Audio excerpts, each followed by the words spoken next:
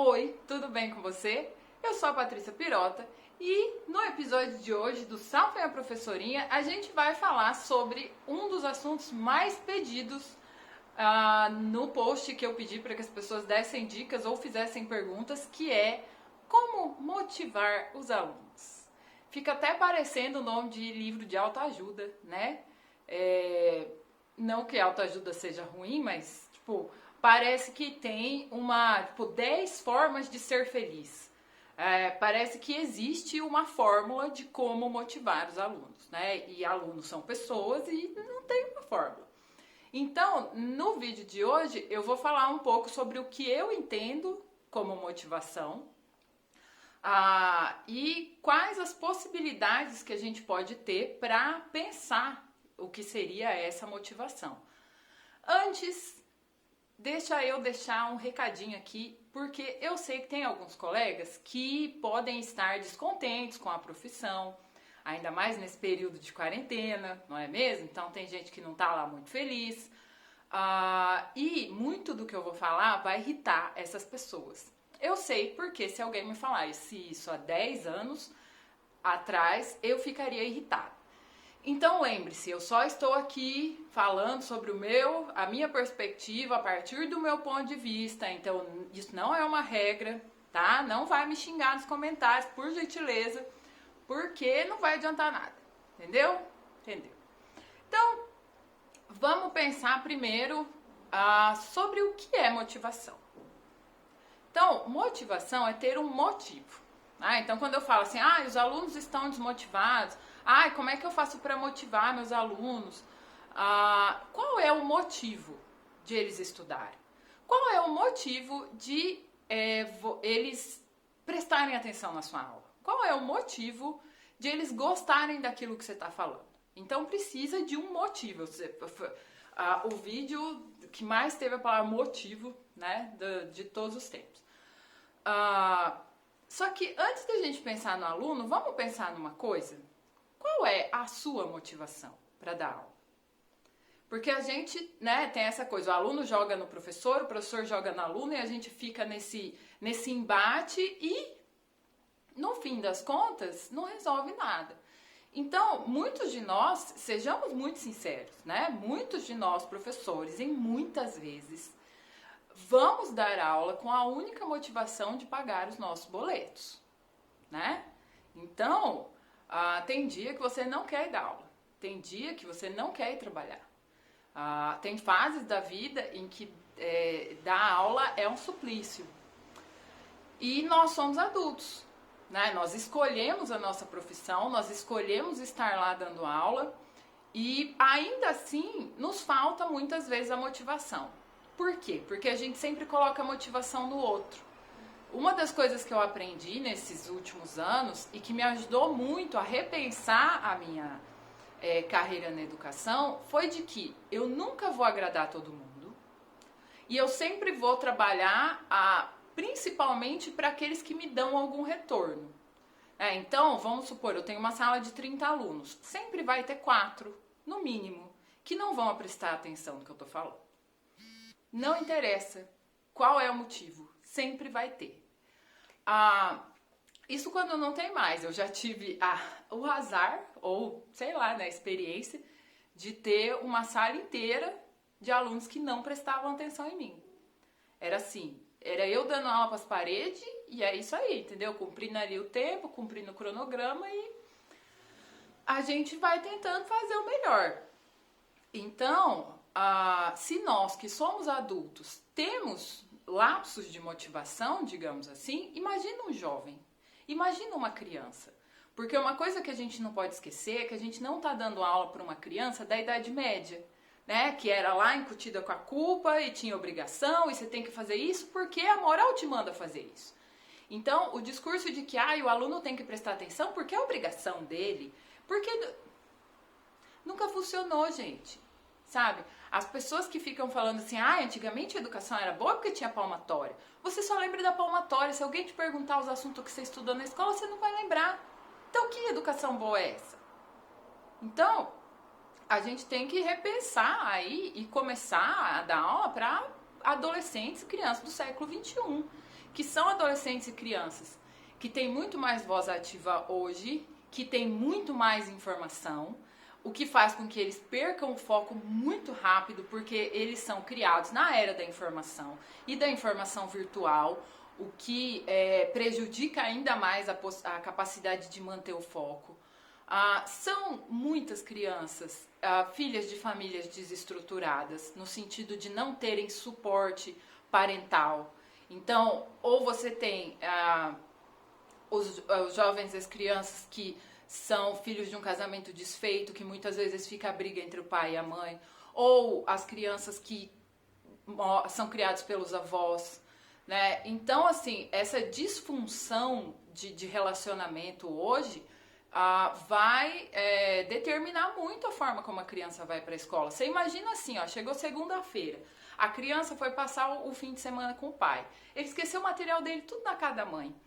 E o pai brigou, e foi aquela bagunça. Ele chega na escola às 7 horas da manhã, assim, é muito difícil da gente pedir motivação para uma criança que queria estar dormindo, né? Ai, mas você fica defendendo os alunos. Toda vez eu ouço a mesma coisa. Não é defender, é entender. Então, entender assim, no sentido de, esse é o material que eu tenho. Porque não adianta nada você desconsiderar a realidade do aluno. Eu sempre digo, a gente dá aula para pessoas, a gente não dá aula para ideais. E essas pessoas têm problemas. Assim como nós temos problemas, mas o discurso de eles têm que lidar com isso é muito difícil, porque eles estão aprendendo a viver. Se pra gente é difícil, agora, né, quando eu perguntei se o vídeo dessa semana ia ser sobre motivação, sobre quarentena e tal, teve gente que falou assim, faz sobre motivação, como motivar os alunos na quarentena. Pensa que eles estão numa situação muito difícil. Pra gente está sendo difícil, pra eles também. Né? Todos estamos passando por um momento histórico. Mas nós, como adultos, ainda temos a experiência de já ter passado por outras coisas na vida. Então a gente sabe lidar um pouco mais com isso. Então não adianta você querer dar aula para um aluno ideal. Esse aluno ideal, ele não existe. Às vezes ele vai acontecer na prática do relacionamento de sala de aula. Muitos alunos meus, assim, ao longo dos anos, falam, Paty, eu odeio essa matéria. Odeio. Porque, né, eu sou professora de português, então português não é lá a matéria preferida das pessoas.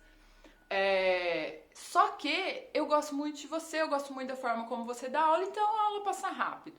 Então, eu acho que o motivar é sempre dar um motivo para o aluno. Na maioria das vezes, eu tento fazer com que a aula tenha algum tipo de utilidade para ele. Ou fazer alguma coisa diferente. Né? É diferente de carnavalizar a sala de aula. Daqui a pouco eu falo sobre isso. Mas fazer com que aquilo...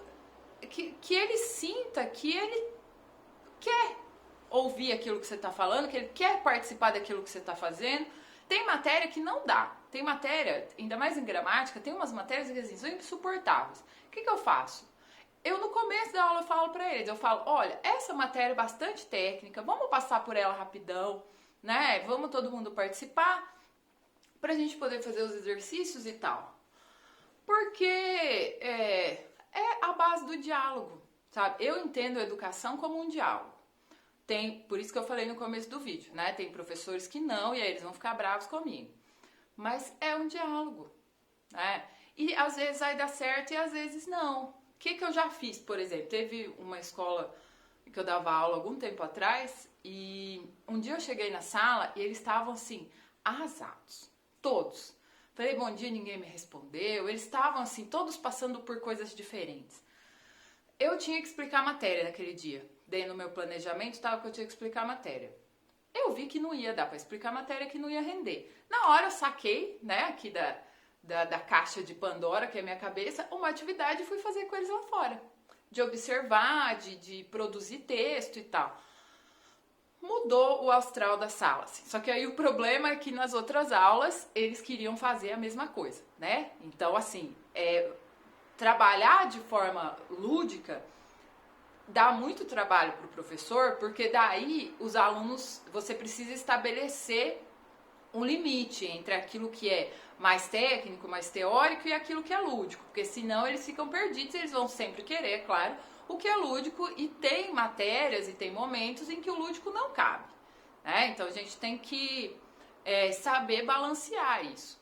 E com o tempo e conhecendo seus alunos, você vai aprendendo a fazer isso, né? Eu estava falando do lance da carnavalização, tem essa coisa, principalmente professor de cursinho, né? De que o professor de cursinho tem que ser palhaço, tem que fazer stand-up, nananã. Tudo vai do estilo do professor, né? Tem professor que não é professor de fazer piada, de fazer graça. Então ele vai achar outras formas de motivar o aluno dele, fazer com que o aluno dele queira aprender. Porque eu não lembro do ditado ipsis literis, mas tem um ditado que é uma citação que é: o professor não consegue ensinar se o aluno não tiver a fim de aprender. Mais ou menos, não é assim tão simples, mas é mais ou menos isso. Então, não adianta você querer, se você não consegue chegar no seu aluno, entende? Mas então o que eu vou fazer? Meus alunos me odeiam, eu não consigo fazer aula diferente, eu não sou palhaço, não sei o que. Senta, pensa, vê o feedback dos seus alunos, tipo, o que tá dando certo, o que não tá. E lembra sempre que você não é onisciente, onipresente e vai agradar todo mundo. Porque sempre vai dar alguma coisa errada. Sempre vai ter aluno que não vai querer participar da sua aula, sempre vai ter aluno que vai querer bater de frente com você, sempre vai ter ocasiões em que vai ser tipo, sabe, a gente não é o Mr. Keating, né? Eu acho que todo mundo queria ser o Mr. Keating, Sociedade dos Poetas Mortos, subir na mesa, os alunos ficarem encantados e tal. Mas a gente não é, porque a vida não é um filme da Disney, né? A vida é muito mais complexa. Então, vai ter dias bons e vai ter dias ruins. E a gente tem que pensar a motivação do aluno como qual é o motivo que você está dando para o seu aluno estudar. Que eles são preguiçosos. Gente, eles são adolescentes, sabe? Imagina a quantidade de bomba hormonal que tem naqueles corpos, a quantidade de coisa no mundo, né, ao redor deles. Tem TikTok, tem Instagram, tem de tudo, que é muito mais divertido do que ficar aprendendo uma fórmula de Bhaskara. Então, como é que você vai fazer para competir com o TikTok, por exemplo? Né? Isso é muito mais difícil para professores que são mais antigos, né? Porque eles não aceitam essa possibilidade de mudança muitas vezes. Não todos, é claro. Até porque eu sou uma professora antiga, né? Eu dou aula desde 99. Então, assim, quando eu comecei a dar aula, eu achava também que o aluno tinha a obrigação de estudar. Mas não é assim que a banda toca, né, gente? Então, a gente tem que pensar que esse adolescente pode estar passando por problemas sérios. E nós temos uma cultura de que as pessoas não falam sobre as coisas com as quais elas estão lidando. E na adolescência isso é amplificado, muito, muito, muito amplificado. Quando é criança, na infância, eles não têm noção da vida, né? Eles estão ainda se civilizando ali. Então, dar aula sem entender o aprendizado e a psicologia, para mim, durante muito tempo, foi um martírio. Então, depois que eu passei a estudar a psicologia da educação, as teorias de aprendizagem e a entender as diversas realidades, ficou não mais fácil, mas ficou menos difícil. Peraí que eu fiz o roteiro. Deixa eu ver se está faltando alguma coisa do roteiro. Não. Então, acho que a grande palavra, né, é flexibilidade de aula. As palavras são flexibilidade de aula. Você tem que ser flexível e ser capaz de modificar seu planejamento e daí por diante. E você tem que dialogar. Dialogar com a sua realidade, dialogar com o seu aluno, dialogar consigo mesmo. Né? Todo final de semana eu paro para pensar como foram as aulas, o que deu certo?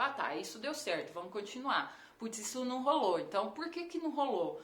essa constante reflexão sobre a prática didática é muito importante. Ai, Patrícia, mas você fala isso, mas a gente não tem tempo. Então, a gente tem que achar tempo, porque senão a gente vai enlouquecer, né? Não é fácil, não tô falando que é fácil, nada do que eu falei aqui eu tô falando que é fácil, é só que a gente tem que tentar, né? Então, se a gente não buscar alternativas, se a gente não buscar ferramentas de modificar as aulas, de fazer com que o conhecimento chegue realmente a esse aluno, na verdade não é nem o conhecimento, que a informação chegue a ele para que ele transforme em conhecimento, né? Essa coisa de dar, nós somos os seres supremos que damos o conhecimento para o aluno. Não é assim, gente. A gente tem ali um conhecimento teórico, né? Uma prática teórica, que a gente vai passar para ele e ele vai ou não transformar em conhecimento. Às vezes ele só vai pegar aquela informação, guardar aqui numa caixinha para usar na hora da prova e depois esquecer. Ou você lembra das suas aulas de geografia todas, se você não for professor de geografia, né? Você lembra de todos os afluentes do Amazonas? Você lembra de todos os elementos da tabela periódica? Não, por quê? Porque você não usou mais. Então, por que a gente quer exigir de uma forma tão absurda que adolescentes que estão em fase de formação, que crianças que estão em fase de formação, sejam um contador, uma biblioteca? Sabe, a gente tem que repensar tudo isso. É muito, muito urgente que a gente repense tudo isso. Eu vou fazer um vídeo depois sobre um livro da Cecília Meirelles, Crônicas da Educação, e sobre o sensacional Ensinando a Transgredir, da Bell Hooks. Ele tá até aqui, ó, peraí, eu vou pegar. Separei os livros aqui, ó. Tá vendo? Leiam esse livro, professores, leiam. Todo mundo tem que ler, né? A educação como prática da liberdade e... Cadê? Aqui. Crônicas da Educação, da Cecília. São 2 livros que tratam da educação de uma forma libertadora, né? De uma forma que não deixa as crianças numa caixa, não deixa os jovens numa caixa, não deixa a educação numa caixa. E eu acho que pensar motivação é isso. Pensar a educação como prática de liberdade mesmo. Você está praticando a liberdade na sua didática, você está fazendo isso, e não se culpar quando a realidade não dá certo. Porque tem escolas que não dá para fazer o que você quer. Eu já trabalhei em escolas que assim... sabe, não dava para fazer o que eu queria. Então o jeito é você ficar lá, fazer o melhor que você pode fazer com as circunstâncias que você tem e tentar ir para outros lugares, né? Ou entender que aquela turma, naquela escola, não vai dar para fazer o projeto que você quer. Então, por exemplo, vou dar um exemplo bem bobo, assim. Eu moro num apartamento, né? Eu queria um quintal, eu queria terra para plantar, eu queria terra para pisar, para tomar banho de chuva. Eu não tenho. E não adianta eu ficar, como eu queria um quintal, porque eu não tenho. Então, às vezes, você não ter aquela realidade com aquilo que você tem que trabalhar. Mas eu espero que você acalme seu coração, espero ter contribuído pro debate, pra reflexão, pro diálogo. Qualquer contribuição é muito bem-vinda nos comentários. Menos me xingar, gente, por favor. A gente tá na quarentena, é muito triste ser xingado. Sempre, né? Mas agora é mais triste ainda. Muito obrigada pela companhia. Se você ainda não assistiu aos outros vídeos do Salve a Professorinha, eles estão aqui em algum lugar. E eu vejo vocês no próximo vídeo. Se você não é inscrito, se inscreve no canal. Boa semana, um beijo e até a próxima.